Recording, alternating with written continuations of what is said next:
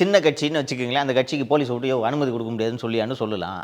அதிமுக மாதிரி பெரிய கட்சிக்கு பிரச்சாரத்துக்கு அனுமதி கொடுக்க முடியாதுன்னு போலீஸை விட்டு பர்மிஷன் கிடையாது அப்படின்ட்டுலாம் அவர்தான் மிரட்டுறாரு.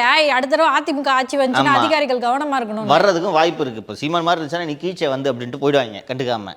அதிமுகன்றதுனால வந்துட்டாருன்னா என்ன பண்ணுறதுன்ட்டு உள்ளூர் எஸ்பி பயப்படுவார். புரியுதா? அதுவும் இப்போ அங்கே யார், திருச்சியில் யார், செல்வ நாகரத்னம் ரைட்டா?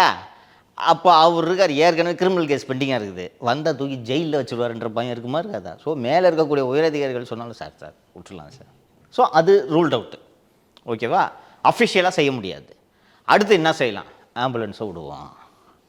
ஏற்கனவே ஒரு வாட்டி இபிஎஸ்ஏ ஓப்பனாக மிரட்டியிருக்காரு.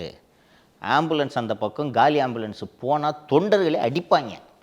இது ஒரு மேத்தமேட்டிக்கல் கால்குலேஷன் மாதிரி. ஏற்கனவே தலைவர் ஏப்பா பேரை செக் பண்ணுப்பா, யாருன்னு செக் பண்ணு, கம்ப்ளைண்ட் கொடுங்க அப்படின்னு சொல்லியிருக்காரு.